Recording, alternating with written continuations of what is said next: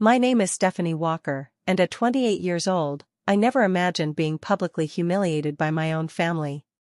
Standing in my carefully chosen navy cocktail dress, I watched relatives file into the private room at the Belvedere for my parents' 30th anniversary. When I approached, my brother Ryan stepped forward, his expression uncomfortable. "Steph, I'm sorry, but you're not invited to the private celebration." Confusion turned to shock as I spotted my parents across the room. They locked eyes with me, then deliberately turned away. The weight of rejection crushed my chest as other guests witnessed my humiliation. Family is supposed to be your sanctuary, not the source of your deepest wounds. Before I continue my story, I'd love to know where you're watching from. Drop your location in the comments, hit that like button, and subscribe if you want to hear more stories about family dynamics gone wrong.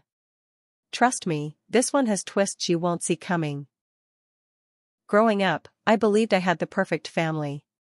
Diana and Harold Walker, married for 3 decades, respected in our community, and seemingly devoted parents to their 3 children. Our family photo albums showed smiling faces at beach vacations, holiday gatherings, and milestone celebrations. The 5 of us, my parents, my older brother Ryan, myself, and my younger sister Allison, appeared to be the picture-perfect American family. My parents built a successful investment firm from the ground up. Walker Financial Services catered to wealthy clients in our affluent Connecticut suburb. Our childhood home was a sprawling colonial on 2 acres, complete with a pool and tennis court. Private schools, luxury cars, and country club memberships were standard in our world. Appearances mattered enormously to my parents, something I never fully embraced, much to their disappointment. The family hierarchy was clear from early on. Ryan, 2 years my senior, was the golden child. With his finance degree from Wharton and natural charm that mirrored our father's, he joined the family business and was being groomed to take over someday. Allison, 3 years younger than me, was the baby of the family, pretty, popular, and pursuing marketing with plans to handle the firm's public relations. Then there was me, the middle child who never quite fit the Walker mold. While my siblings followed our parents' carefully crafted path, I chose social work.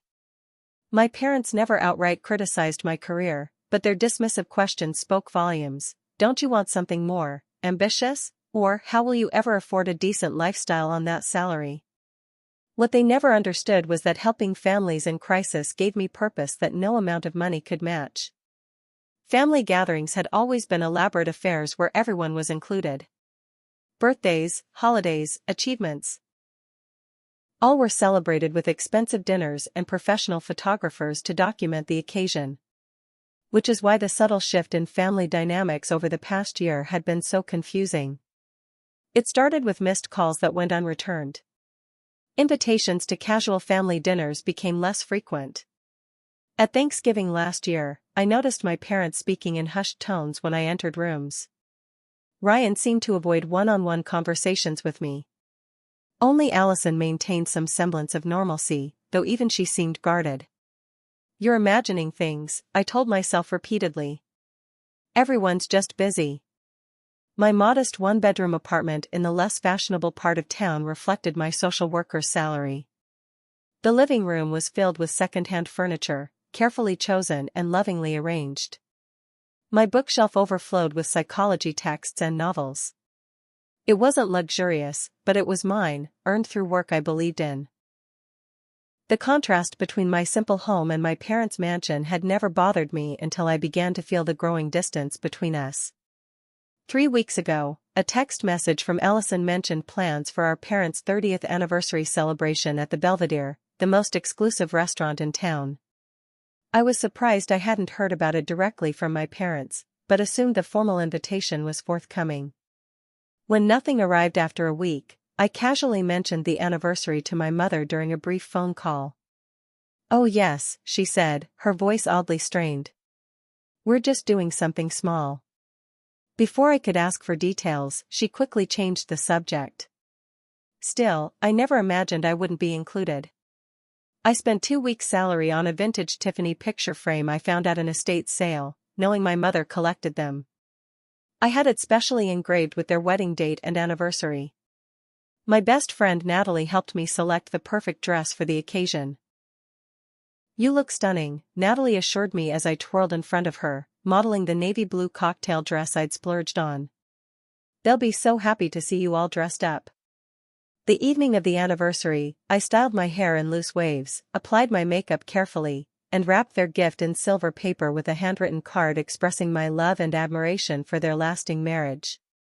As I drove the 20 minutes to the Belvedere, I practiced what I would say in my toast if called upon. I was determined to show my parents that despite our differences, I respected their accomplishments and valued our family.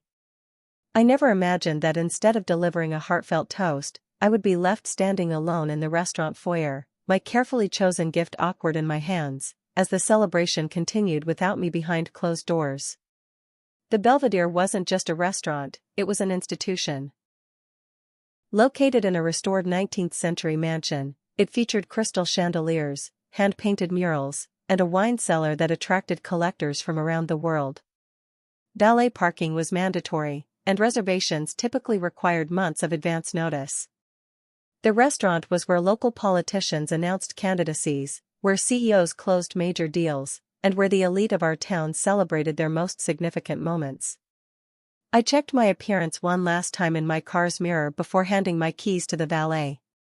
The butterflies in my stomach were a mixture of excitement and lingering anxiety about the recent family tension. Surely tonight would be different. Anniversaries brought people together, reminded them of what mattered most. The maitre d' greeted me with a practiced smile. "Good evening, madam. Do you have a reservation?" "I'm here for the Walker anniversary celebration," I replied, matching his formal tone. He consulted his tablet. "Ah yes, the Walker party is in our grand room. However..." He hesitated, frowning slightly at his screen. "I don't see your name on the guest list." "There must be a mistake," I said, maintaining my composure. "I'm Stephanie Walker, their daughter." Before he could respond, I spotted my Aunt Patricia and Uncle James arriving. I excused myself and approached them with relief. "Stephanie." Aunt Patricia embraced me, her expression registering surprise. "You look lovely, dear. I didn't realize you'd be here." The comment struck me as odd, but I brushed it aside. I wouldn't miss Mom and Dad's anniversary. 30 years is quite an achievement. Uncle James glanced uncomfortably at his wife before offering me a quick hug. "Yes, well, we should head in." "Lovely to see you, Stephanie." I watched them join a stream of familiar faces, cousins, family friends, business associates, all heading toward the grand room. Several greeted me with the same surprised expressions. A heaviness settled in my stomach as I followed behind them. That's when Ryan appeared, blocking my path at the entrance to the private room. My brother was impeccably dressed in a tailored suit, his posture stiff and formal. Despite being only 2 years apart, we hadn't had a real conversation in months. "Steph," he said quietly, steering me away from the door. "What are you doing here?" "What do you mean?" "It's Mom and Dad's anniversary." Ryan's expression shifted from surprise to discomfort. "Look, I thought you understood, you're not on the guest list." The words felt like a physical blow. "What are you talking about?" "I'm their daughter." "Steph, I'm sorry, but you're not invited to the private celebration," he said firmly. "This isn't the time or place to discuss why." I stared at him in disbelief, my voice dropping to a horrified whisper. "You're seriously telling me I'm not welcome at my own parents' anniversary dinner?" "Please don't make a scene," he murmured, glancing nervously over his shoulder. "We can talk about this another time." That's when I looked past him into the room and saw them, my parents, standing near the bar in animated conversation with the Pattersons, their most important clients. For a brief moment, they both looked in my direction. Our eyes met across the room, and in that instant, I saw recognition, followed by something worse, deliberate avoidance as they turned away in unison. My face flushed hot with humiliation. Through the doorway, I could see Allison watching the scene unfold, her expression pained but passive. She made no move to intervene. "Ryan, please," I said, my voice cracking. Just tell me what's going on. Not here, he hissed. You shouldn't have come unannounced. Unannounced? It's our parents' anniversary. A server approached, sensing the tension. Is everything all right here? Ryan straightened his tie. Everything's fine. My sister was just leaving. I was not, I began, but stopped as I realized several guests were now watching us with undisguised curiosity. The gift bag suddenly felt ridiculous in my hand. Tears threatened, but I refused to let them fall. Not here. Not in front of everyone. Fine, I whispered, pressing the package into Ryan's hands. Give them this from their uninvited daughter. I turned and walked out, head held high despite the burning humiliation.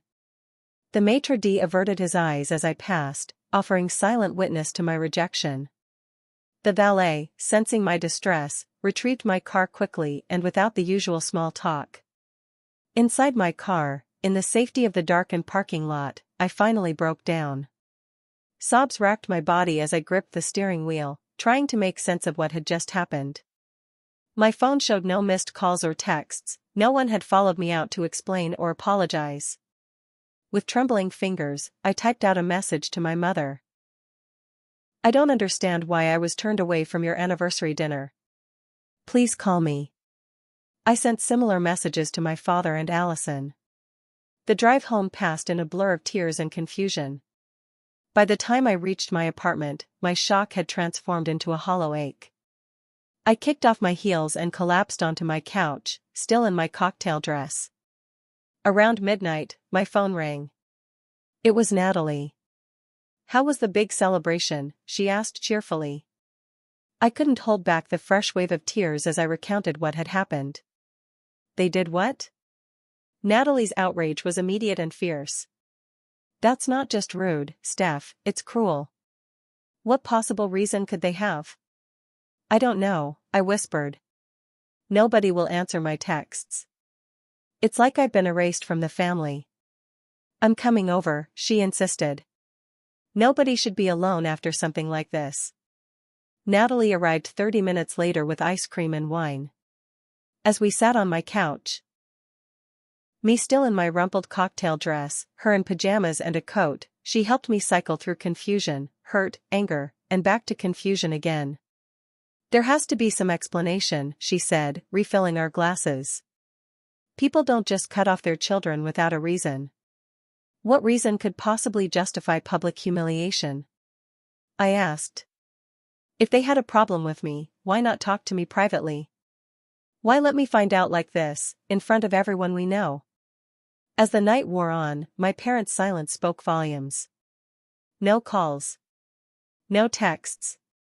Nothing to explain why their middle child had been excised from the family celebration as if she never existed. Whatever's going on, Natalie said as she prepared to leave around 3 a.m., remember this isn't about you. This is about them and whatever twisted game they're playing. But as I finally crawled into bed, exhausted and emotionally drained, I couldn't help but wonder, what if it was about me? What if I had done something so terrible that my own family couldn't bear to be associated with me, and I didn't even know what it was? The morning after the rejection brought no clarity. I woke with swollen eyes and a pounding headache, messages to my family still unanswered. Calling in sick to work was necessary. I couldn't possibly focus on my clients' problems when my own life had imploded so spectacularly. I was nursing my second cup of coffee, still in my bathrobe at 11 a.m., when the doorbell rang. Through the peephole, I saw a courier in a professional uniform, holding a padded envelope. Delivery for Stephanie Walker, he announced when I opened the door. Signature required. The envelope was cream-colored and expensive, with no return address. Only my name was written on the front in elegant handwriting I didn't recognize. Who sent this? I asked the courier. Don't know, ma'am. It was dropped at our office with payment and instructions for immediate delivery. After signing for the package, I examined it carefully. The quality of the envelope suggested money. It was the kind my parents might use for important correspondence. For a moment, I felt a flicker of hope. Perhaps this was an explanation, an apology even. Inside was a USB drive and a note card with the same elegant handwriting. "You deserve to know why." I stared at the USB drive with suspicion. In my line of work, I'd seen enough cybersecurity presentations to know that plugging unknown devices into your computer was asking for trouble. But desperation for answers outweighed caution. I dug out an old laptop, one that contained no personal information and that I used primarily for Netflix, and inserted the drive. After scanning it for viruses, I opened the single folder it contained, labeled simply Truth. Inside were dozens of screenshots, images of a group chat titled Anniversary Planning. I recognized the participants immediately: my parents, Ryan, Allison, and several aunts and uncles. The timestamps showed conversations dating back 3 months. My name appeared frequently. With growing horror, I scrolled through message after message discussing the upcoming anniversary celebration, and the unanimous decision to exclude me. "Stephanie can't be invited. It's too risky with the Pattersons attending," my father had written. "I feel terrible about it," my mother replied. "But Harold is right. We can't have her there causing problems." "Does she even know about the situation?" Aunt Patricia asked. "No," Ryan responded. "And we need to keep it that way. The less she knows, the better for everyone." My sister's contributions were minimal but damning. "I'll keep her distracted. She doesn't suspect anything." The most disturbing messages referred cryptically to my problem and situation, with frequent mentions of protecting the family reputation and concerns about my poor choices. Yet nowhere in the entire conversation was there any specific explanation of what these problems actually were. The final screenshot showed a message from someone identified only as JM, who had apparently been removed from the chat immediately after writing, "What you're doing to Stephanie is wrong. She has no idea what's happening." I sat back, stunned and bewildered. What situation were they talking about? What poor choices? I mentally reviewed the past year of my life. I went to work, paid my bills on time, volunteered at a local shelter on weekends. I'd had one brief relationship that ended amicably. I didn't drink excessively, had never used drugs, and had no gambling debts or secret addictions. The mysterious JM was right. I truly had no idea what was happening. I grabbed my phone and called Ryan, my hands shaking with a mixture of hurt and rage. He answered on the 4th ring. "What do you want, Stephanie?" His voice was cautious. "I want to know what the hell is going on," I demanded. "I've seen the group chat about excluding me from the anniversary." "What exactly is this situation everyone keeps referring to?" A long silence followed. "Who showed you that?" he finally asked, his voice tight. "Does it matter?" "What matters is that my entire family has been plotting behind my back, and I have a right to know why." "Listen, Steph," he said, lowering his voice. "If you don't know what the problem is, that's concerning. You should know why. The fact that you're pretending not to is exactly what we're worried about." "I'm not pretending anything. Just tell me what I supposedly did." "I can't discuss this over the phone. And frankly, I'm not comfortable meeting in person right now." You should get help, Steph." The call ended, leaving me more confused than ever. I tried Allison next, but she sent me straight to voicemail. My parents' phones did the same. I stood in front of my bathroom mirror, studying my reflection as if it might reveal some hidden truth. Who was this person my family was so afraid of? What terrible secret was I carrying that I myself didn't know about? The USB drive had provided evidence of the conspiracy but no actual explanation. Whoever JM was, they had exposed the plot without revealing its motivation. But one thing was clear: my exclusion from the anniversary dinner wasn't a misunderstanding or a last-minute decision.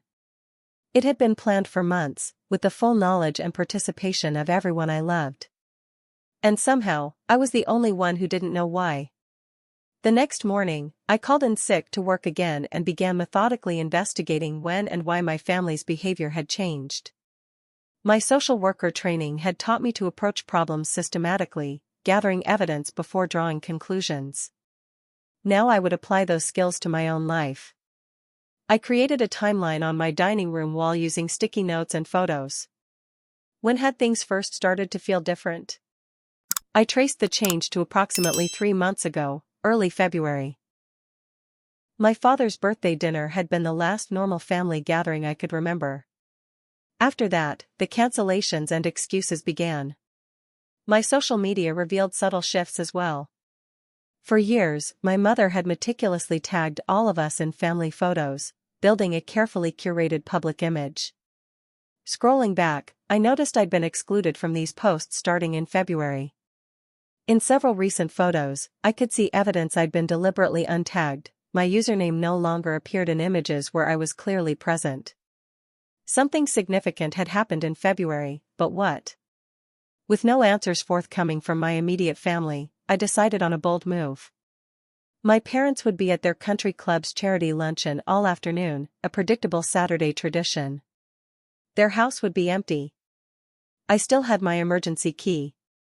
I'd never used it without permission, but these were extraordinary circumstances. The family home was silent when I entered, the security system recognizing my code. Everything looked the same: immaculate furnishings, fresh flowers in crystal vases, family photos arranged on wait. I approached the living room's built-in shelves where dozens of framed photos had always chronicled our family history. My graduation photo was missing. So was the candid shot of me with my parents at the beach last summer. In fact, every recent photo containing me had been removed. My heart pounding, I searched the house for clues. In my father's study, his normally immaculate desk was uncharacteristically cluttered with papers hastily stuffed into folders. I didn't dare disturb them; he would notice immediately if anything was moved. Outside on the patio, something caught my eye in the stone fire pit. Among the ashes were partially burned paper fragments. Using a stick, I carefully extracted several pieces. One contained my name, clearly visible above charred edges. Another fragment showed what appeared to be account numbers. They were burning documents about me. I photographed everything with my phone before leaving, making sure to reset the house exactly as I'd found it. My cousin Megan had always been more friend than relative. Unlike the rest of the extended family, she married a teacher instead of a businessman and lived modestly in a neighboring town. If anyone would be honest with me, it would be her. We met at a coffee shop halfway between our homes. Her uncomfortable expression when she saw me confirmed my suspicions. She knew something. "Megan, please," I said after several minutes of awkward small talk. "I know you've heard things about me. I need to know what they're saying." She fidgeted with her coffee cup. "I don't want to get involved in family drama, Steph. I'm not asking you to take sides. I just need to understand why my entire family has cut me off without explanation." After a long pause, she sighed heavily. "There are rumors about you having problems. Serious ones." "What kind of problems?" "Financial issues, mainly. Some people are saying you have gambling debts. Others mentioned addiction." She couldn't meet my eyes. "Uncle Harold told my dad you've been asking family members for large loans and becoming hostile when refused." I nearly knocked over my coffee in shock. "That's completely false. I've never asked anyone for money." "There's more," she continued reluctantly.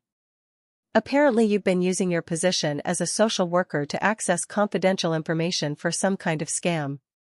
At least, that's what Ryan told my husband." Each accusation felt like a physical blow. Not only were these claims untrue, they were precise attacks on my integrity and career, the aspects of my life I valued most.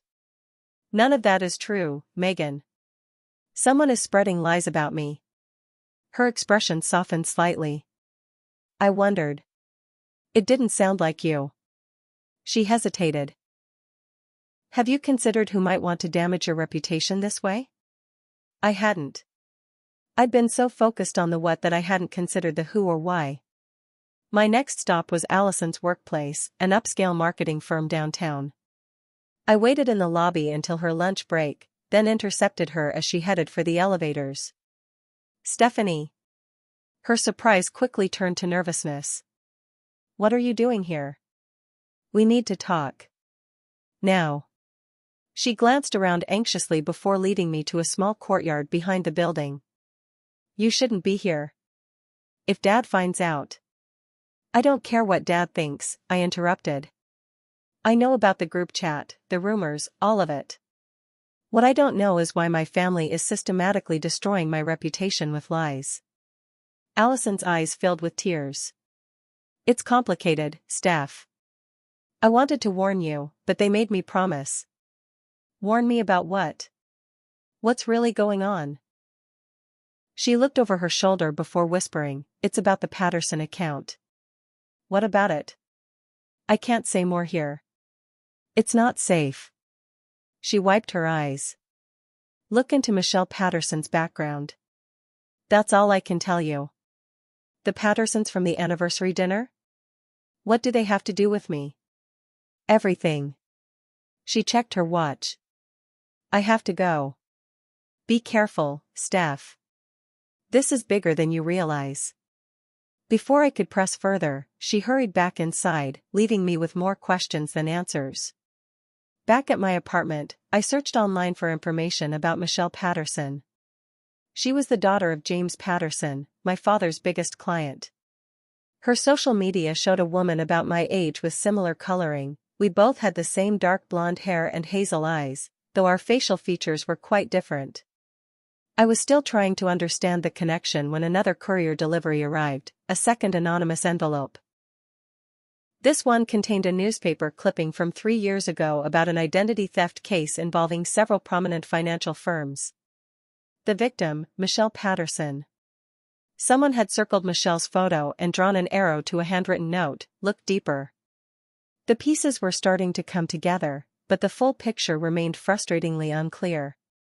What did an identity theft case from 3 years ago have to do with my current situation? And why did my sister think it wasn't safe to talk at her workplace? I called my parents repeatedly, leaving increasingly angry voicemails. This is ridiculous, I told my father's voicemail after the 5th call. Whatever you think I've done, I deserve the chance to defend myself. Call me back, Dad. This silence is cruel and you know it. As evening fell, my phone chimed with a text from an unknown number, meet tomorrow. Café Luna. 2 p.m. Come alone. I stared at the message, wondering if it was a trap or the path to answers. Either way, I knew I would be there. Café Luna was a small establishment in a quiet part of town, far from the financial district where my father's firm operated. I arrived early, choosing a table with a clear view of both entrances and sitting with my back to the wall, precautions that would have seemed paranoid just days ago but now felt necessary. At precisely 2 o'clock, a woman in her 50s with silver-streaked dark hair approached my table. She wore no makeup and dressed simply in jeans and a blazer, a stark contrast to the carefully maintained appearances in my parents' social circle. Stephanie Walker? She asked, her voice low. I nodded. Janet Morris. She sat down without waiting for an invitation. I worked for your father for 15 years. Until 3 months ago. The timing aligned perfectly with the beginning of my family's strange behavior. You're JM, I realized. From the group chat. Yes. They removed me immediately after that message, but I'd already saved screenshots of the previous conversations. She placed a leather portfolio on the table. I was the senior accountant at Walker Financial until your father fired me for asking too many questions. Questions about what? About why your social security number was appearing on accounts you supposedly opened, despite the fact that the signatures didn't match your handwriting. She opened the portfolio and spread several documents before me. About why client funds were being moved through these accounts. About why your name was suddenly on paperwork for transactions you couldn't possibly have authorized. I stared at the forms in disbelief. Each bore my name, address, and social security number, along with signatures that resembled mine but were clearly forged. I don't understand, I whispered. What is all this? Janet's expression was grim. Your father has been running a sophisticated investment fraud for years. When the SEC started increasing scrutiny of financial firms after several high-profile cases, he needed a safety valve, someone to take the fall if things went south. Me, I said, my mouth dry. He chose me. You were the perfect scapegoat. You don't work in finance, so you wouldn't notice the irregularities. You live modestly, so sudden wealth wouldn't raise flags. And your family, so you had access but weren't involved in daily operations.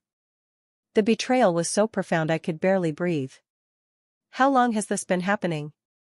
The identity theft began about 2 years ago, but the fraudulent investments go back much further. Your father lost several major accounts during the recession. Instead of admitting it and scaling back, he started using new client funds to pay returns to existing clients.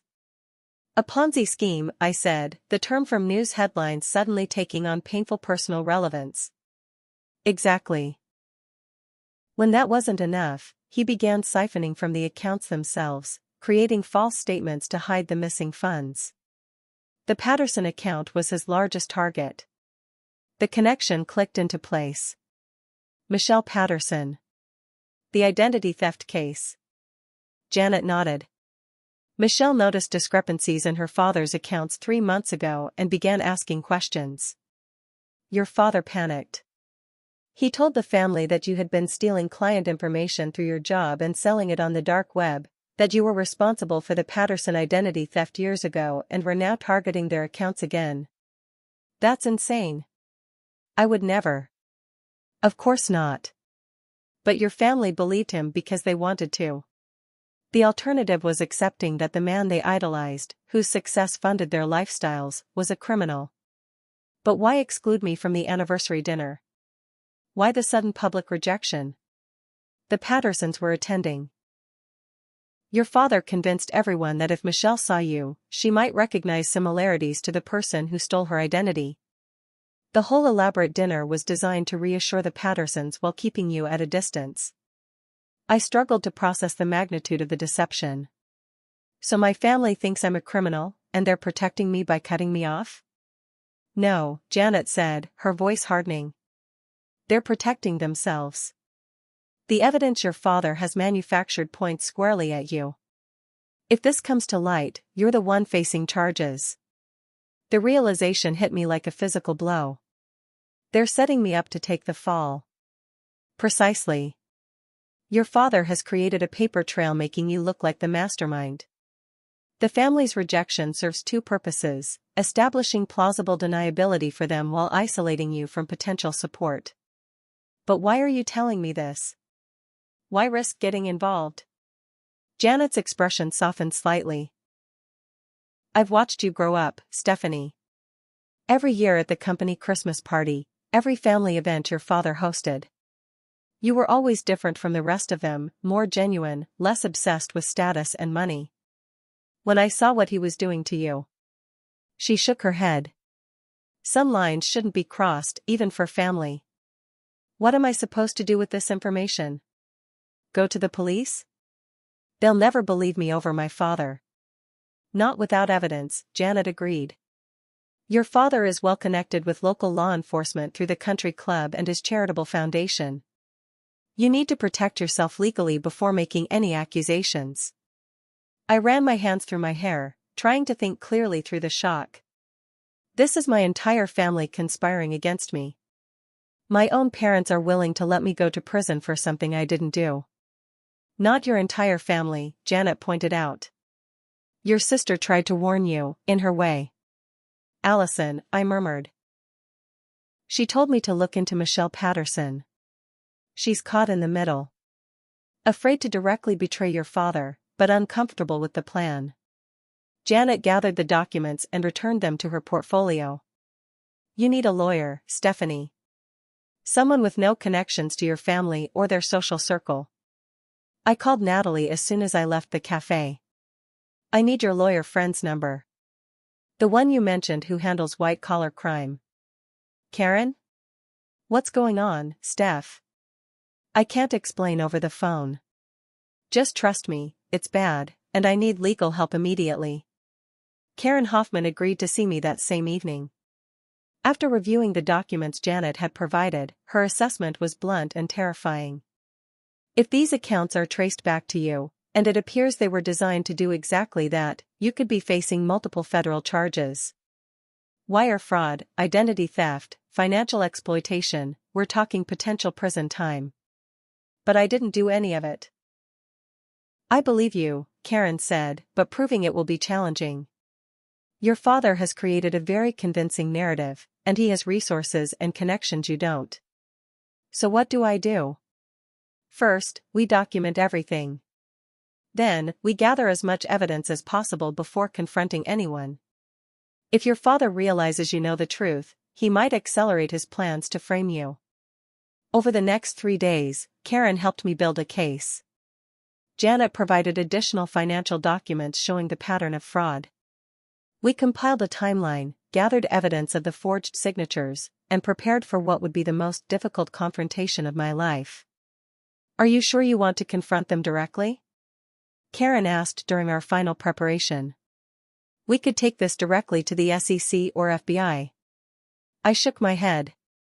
I need to face them.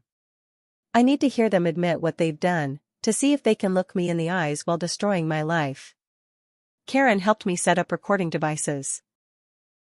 A legal precaution in our state as long as one party to the conversation was aware of the recording. We discussed strategies, potential responses, and emergency protocols if things went badly. As I prepared to leave her office, Karen grabbed my arm. Remember, these people have already shown they're willing to sacrifice you. Don't expect a sudden change of heart just because you confront them with the truth. Her warning echoed in my mind as I drove home. The family I thought I knew was gone, perhaps had never existed at all. In their place were strangers capable of breathtaking betrayal. And I was about to walk straight into their territory, armed with nothing but the truth they had worked so hard to bury.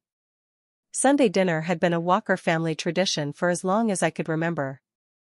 Every week at 6 p.m., regardless of other commitments, the family gathered at my parents' home for an elaborate meal prepared by their longtime housekeeper, Mrs. Chen. I knew they would all be there. My parents, Ryan and Allison, unaware that their carefully constructed deception was about to collapse. I wore a simple black dress and minimal jewelry, my phone set to record in my pocket. Karen had coached me thoroughly: stay calm, stick to facts, don't let them redirect the conversation, and most importantly, get explicit admissions on record. The familiar drive to my childhood home felt surreal. Houses grew larger and more opulent as I entered the neighborhood of old money and older trees. My parents' colonial sat at the end of a curved driveway, stately and imposing against the twilight sky. I rang the doorbell instead of using my key, a small but deliberate choice to emphasize that I no longer considered myself welcome. Mrs. Chen answered, her usual warm smile faltering when she saw me. "Miss Stephanie. We not expecting you." "I know," I said gently, stepping past her into the foyer. "But this can't wait any longer." I could hear voices from the dining room. The familiar cadence of my father holding court, my mother's melodic laughter, the clink of fine china and crystal. I moved toward the sound, my heart pounding so loudly I was certain they would hear it before they saw me. The conversation stopped abruptly when I appeared in the doorway. 4 pairs of eyes turned to me with expressions ranging from shock to horror to, in Allison's case, a flicker of relief quickly suppressed. "Stephanie," my father recovered first, setting down his wine glass. "This is unexpected."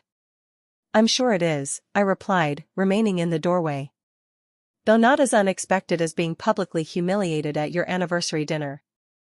My mother's hand fluttered to her throat, a gesture she employed whenever she felt threatened. "Darling, this isn't a good time for..." "For what, Mom?" "The truth? Because I think it's long overdue." I stepped into the room, noting how Ryan subtly shifted to place himself between me and our parents. "I know everything. If you've been drinking or..." Ryan began. "Stop," I cut him off. "I know about the fraudulent accounts in my name. I know about the identity theft, the misappropriated client funds, all of it." The silence that followed was absolute. Even the usual background noises, the grandfather clock, the distant kitchen sounds, seemed to pause. My father's expression hardened into the intimidating stare he typically reserved for business adversaries. "You're clearly unwell. Whatever you think you know is documented and in the hands of my attorney," I finished for him. Along with evidence of the forged signatures on accounts I never opened. For the first time in my life, I saw fear flash across my father's face. It vanished quickly behind his practiced mask of authority, but I had seen it, the momentary panic of a man who realizes his carefully constructed facade is crumbling. "Ryan, call Dr. Levine," my mother said, referring to the family physician who had attended to us since childhood. "Stephanie needs help." "What I need is an explanation," I countered, pulling out a chair and sitting down uninvited at the table. "Starting with why my own father decided I was the perfect scapegoat for his financial crimes." Ryan remained standing, his expression conflicted. "Steph, you don't understand what's happening here." "Then explain it to me. Explain why my name and social security number are on fraudulent accounts. Explain why my signature was forged on documents I never saw. Explain why I'm being systematically isolated from the family just as investigators are closing in." Allison, who had remained silent, suddenly pushed back from the table. "She knows, Dad. She actually knows." Her voice held a note of relief mixed with dread. My father studied me with calculating eyes. "What exactly do you think you know, Stephanie?" "I know you've been running a Ponzi scheme for years. I know you started using my identity to create accounts for siphoning client funds. I know Michelle Patterson discovered irregularities in her father's accounts 3 months ago, and you convinced the family I was responsible to protect yourself." With each statement, my father's expression grew colder, while my mother's became increasingly distressed. "Who have you been talking to?" he demanded. "Does it matter? The evidence speaks for itself." He leaned forward, lowering his voice. "You have no idea what you're getting involved in. If you pursue this, you'll destroy this family. You already did that when you decided to frame your own daughter for your crimes." "I never intended," he began, then stopped himself. "Never intended what? For it to go this far? For me to find out? What exactly wasn't part of your plan, Dad?" My mother suddenly burst into tears. "Harold, just tell her. Please." My father's jaw tightened as he glanced at my visibly recording phone on the table. "Turn that off." "Not happening," I said. "This conversation needs to be documented." A long, tense silence followed as he weighed his options. Finally, he sighed, his shoulders slumping slightly. "It began after the Monroe account collapsed in 2008. We lost millions, and other clients were getting nervous. I borrowed from the Patterson account to cover the shortfall, intending to replace it after the market recovered." "But you didn't replace it," I prompted. "The recovery was slower than anticipated. I had to keep moving funds to maintain appearances. Then the Bennett lawsuit threatened to expose everything." As my father continued, the full extent of his fraud became clear. What had begun as a temporary emergency measure had evolved into a complex scheme involving dozens of clients and millions of dollars. When scrutiny increased, he had indeed used my identity to create a safety valve. Accounts that could absorb suspicious transactions and, if discovered, lead investigators away from him. "So you decided your own daughter was expendable," I said when he finished. "It wasn't like that," he insisted. "The accounts were never meant to be found. It was insurance, nothing more. Until Michelle Patterson started asking questions." He nodded reluctantly. "James Patterson has been my client for 20 years. His account represents nearly 30% of our business. When Michelle noticed discrepancies and mentioned identity theft, I had to act quickly. By telling everyone I was the culprit." "I told them you might be involved," he corrected, as if the distinction mattered. "That there were suspicious connections between the accounts and your personal information." "That's not what you told us," Allison interrupted, her voice stronger now. "You said Stephanie had definitely done it, that the evidence was conclusive." My father shot her a warning look, but she continued. You said the anniversary dinner exclusion was to protect Stephanie from the Pattersons recognizing her. That keeping her away was for her own good. It was, my father insisted. If the Pattersons had connected Stephanie to the irregularities, they might have gone directly to the authorities. So the public humiliation was actually a kindness? I asked, my voice thick with sarcasm. How considerate. You don't understand the pressure I've been under, my father said, his voice rising. Everything I've done, everything, was to protect this family, our reputation, our lifestyle. By sacrificing me. You were never going to be charged with anything. I made sure the evidence was circumstantial at worst. Ryan, who had remained largely silent, finally spoke. That's not what you told me, Dad. You said if things went south, Stephanie would face minimal consequences because she's a first-time offender with a respectable job. The casual way he discussed my potential imprisonment made my blood run cold. So you all knew, I said, looking around the table. You all knew I was being set up and chose to protect yourselves instead of warning me. My mother dabbed at her eyes with a linen napkin. We didn't know how involved you actually were. Harold said you might have gotten mixed up with the wrong people, that your financial struggles might have led to poor choices. What financial struggles? I've never had financial problems. The payments to that offshore account, my father said. The large cash withdrawals from your checking account. I stared at him in disbelief. There were no offshore accounts or cash withdrawals. You fabricated those too, didn't you? Created a whole fictional financial crisis to make your story more believable. His silence was answer enough. Fix this, I demanded. Clear my name. Return the stolen funds.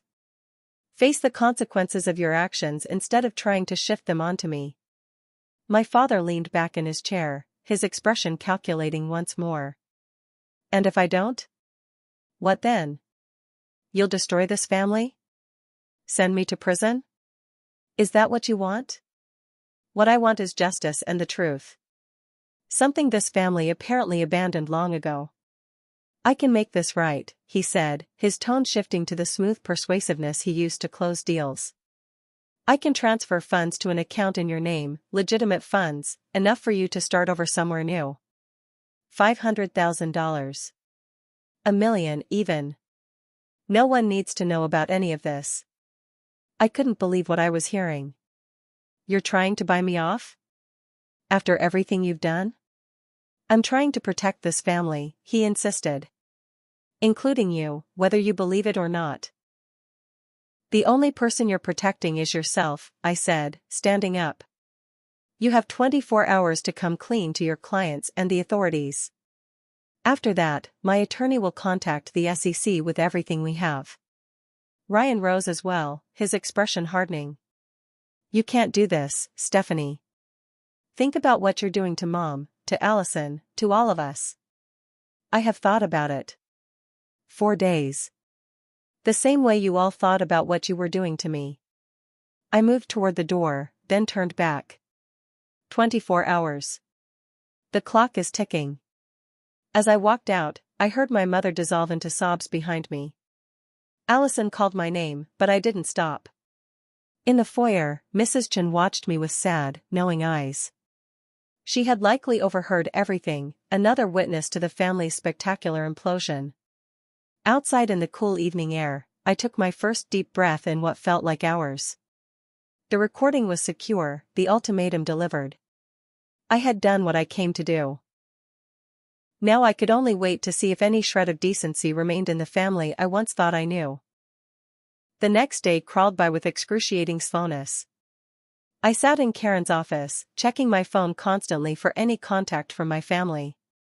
The deadline would expire at 8 p.m., the exact time I had left the dinner table the night before. They might wait until the last minute, Karen advised, noting my anxiety. Your father didn't build his career by folding under pressure. What if they're already destroying evidence? Transferring assets offshore? They could be halfway to a non-extradition country by now. That's why I had my investigator watching the house and office, she replied calmly. No unusual activity so far. Your father went to work as normal, your mother attended her regular tennis game, and your siblings are both at their jobs. The ordinariness of their day felt like another betrayal. While my world had shattered, they were carrying on with business as usual. At 3 p.m., with 5 hours remaining in the ultimatum, Karen's receptionist announced an unexpected visitor. Michelle Patterson. She entered the office with the confident stride of someone accustomed to commanding attention.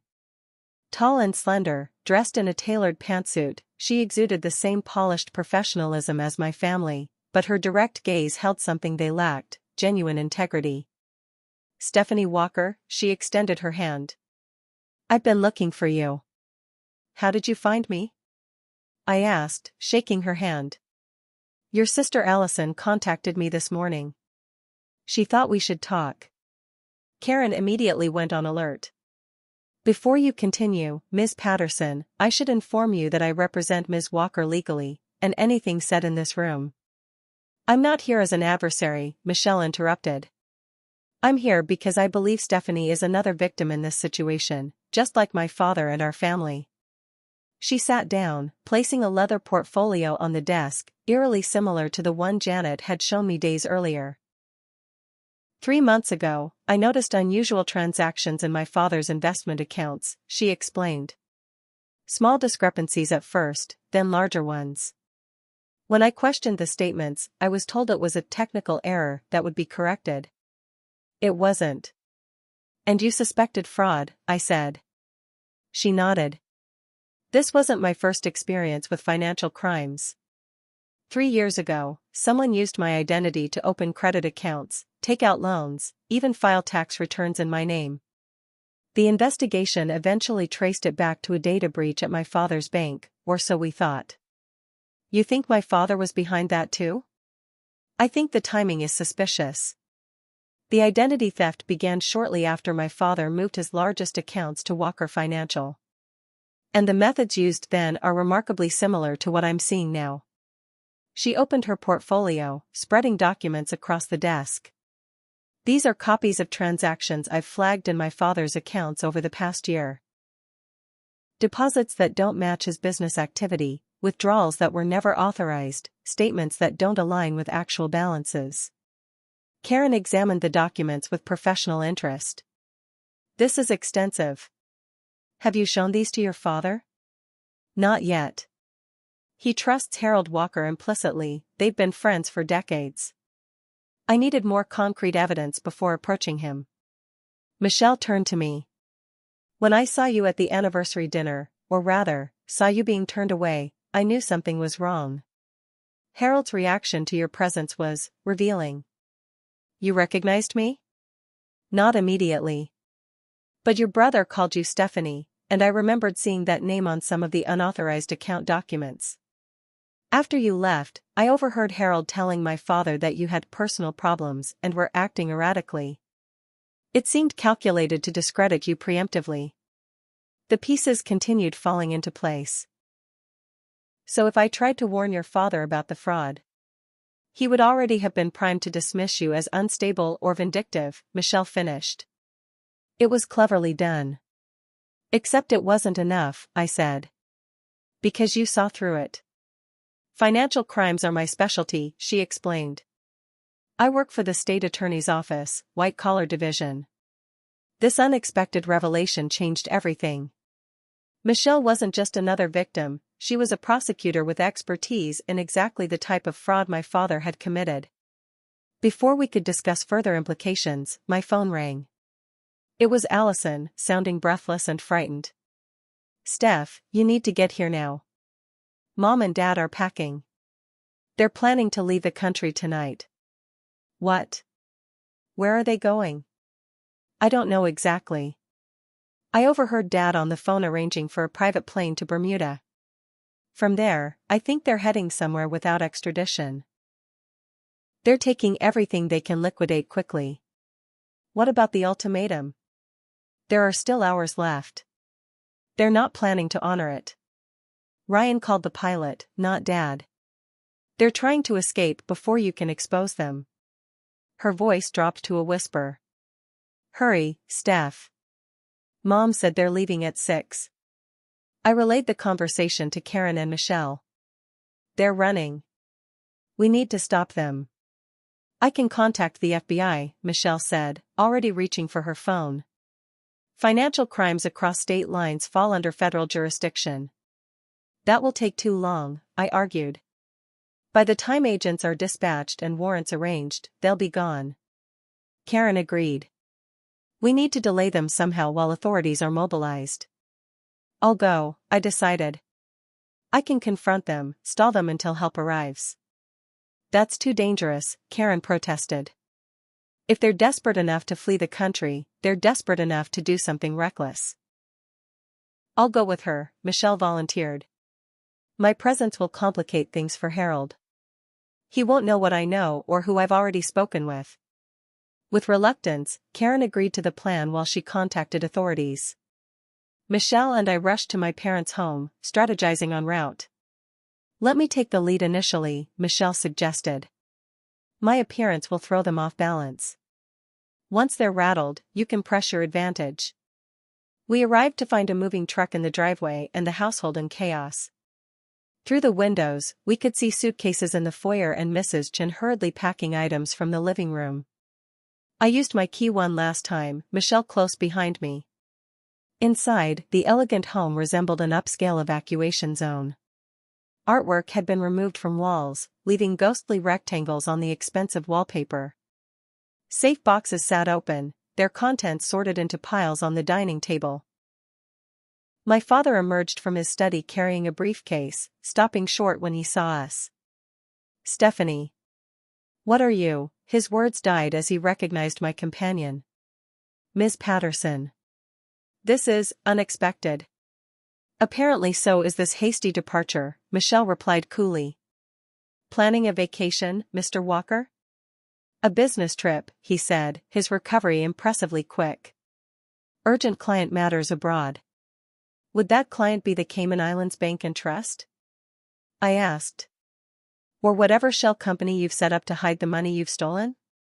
My mother appeared on the stairs, a jewelry case in her hands. Her face went pale at the sight of us. Harold? Everything's fine, Diana, my father said with forced calm. Stephanie is just leaving. And she's brought a friend with her. Michelle Patterson, Michelle introduced herself.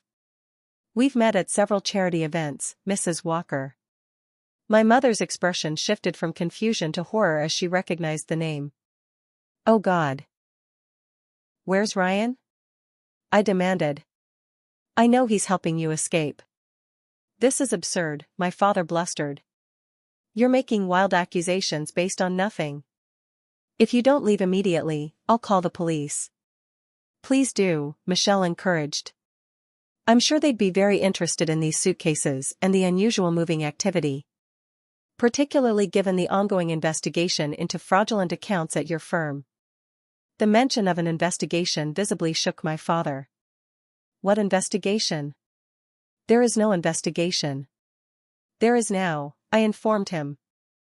Thanks to the evidence Janet Morris preserved before you fired her.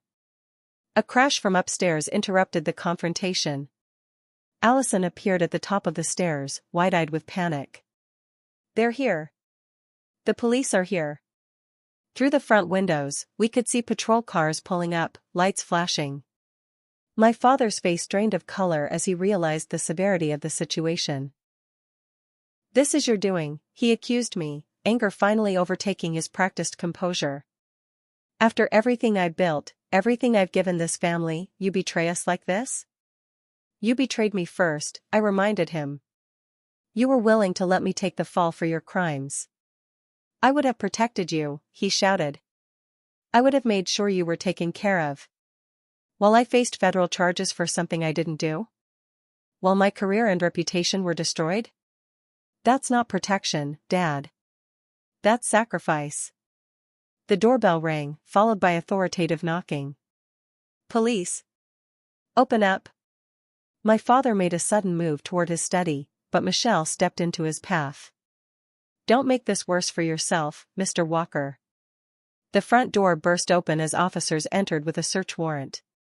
The scene devolved into controlled chaos, officers securing the premises, my parents being separated for questioning, evidence being catalogued and seized.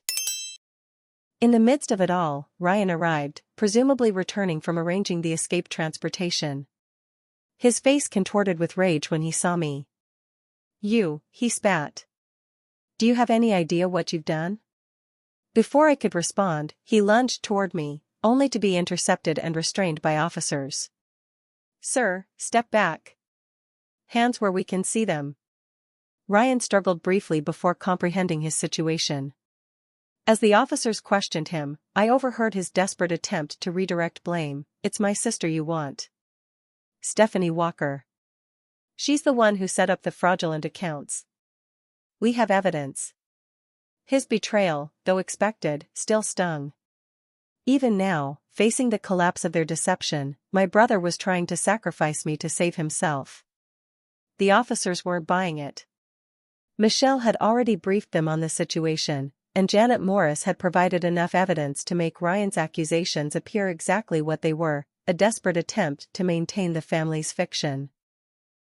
As federal agents arrived to take jurisdiction, I found Allison sitting alone in the kitchen, tears streaming down her face. "I'm sorry," she whispered. "I should have warned you sooner.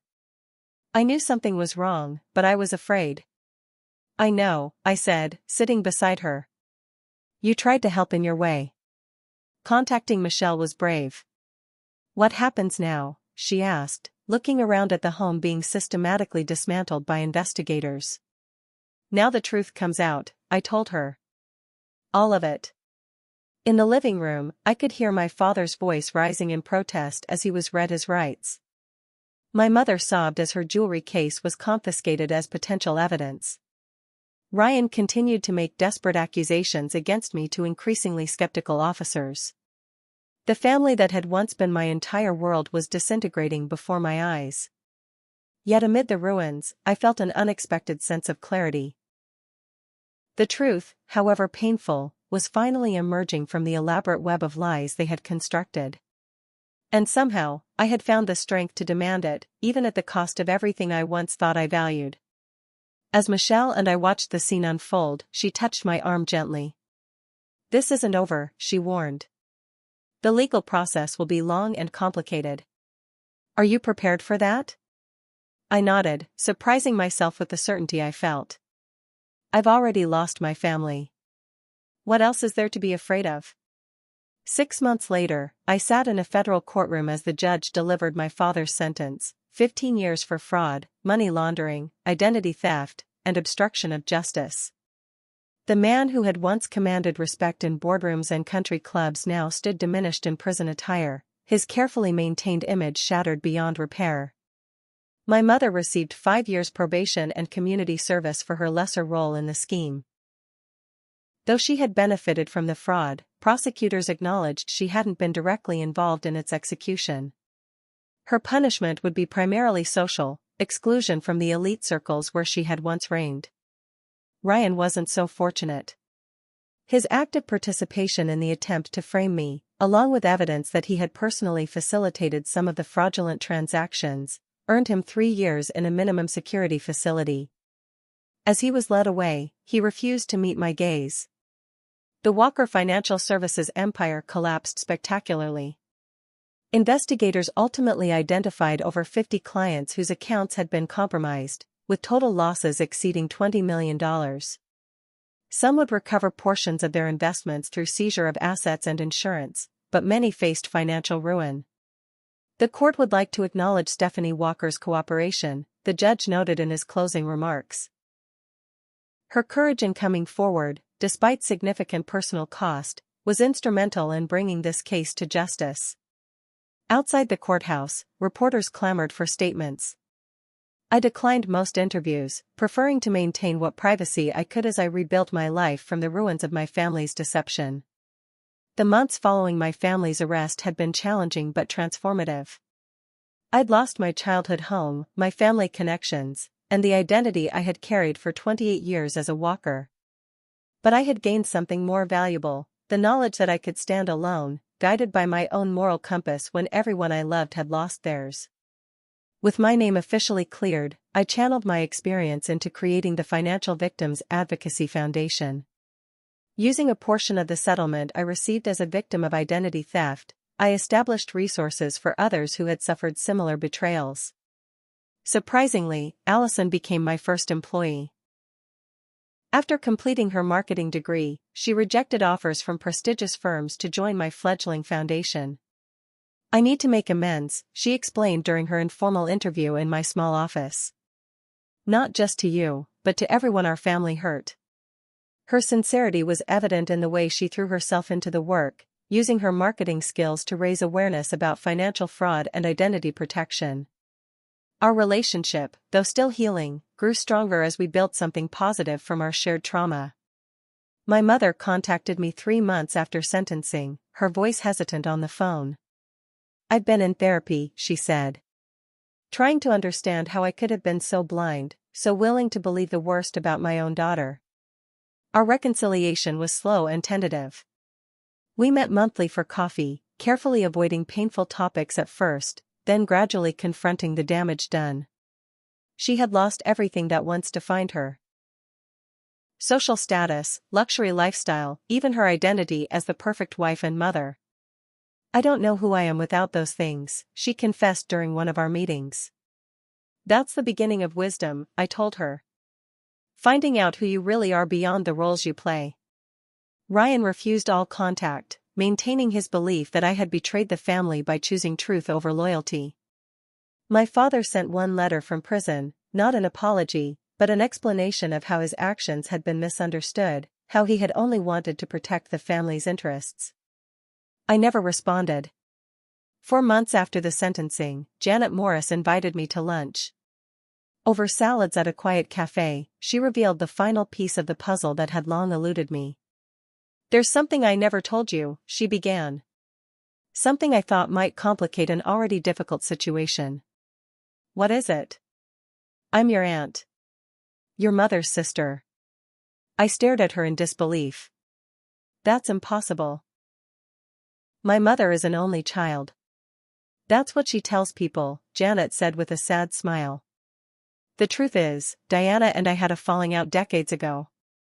She was always drawn to wealth and status. I preferred a simpler life. When she met your father and embraced his world completely, our relationship fractured beyond repair. But you worked for my father. For 15 years. To keep an eye on you," she admitted. "I knew Diana would raise her children in that bubble of privilege and pretense. I wanted to make sure at least one of you had someone watching out for your real interests. Why didn't you tell me sooner? Would you have believed me? In the middle of everything else?" She shook her head. "Besides, blood doesn't make family. My actions should matter more than my DNA." She was right, of course. Family had once been defined for me by blood and obligation. Now I understood it was about choice, integrity, and mutual support.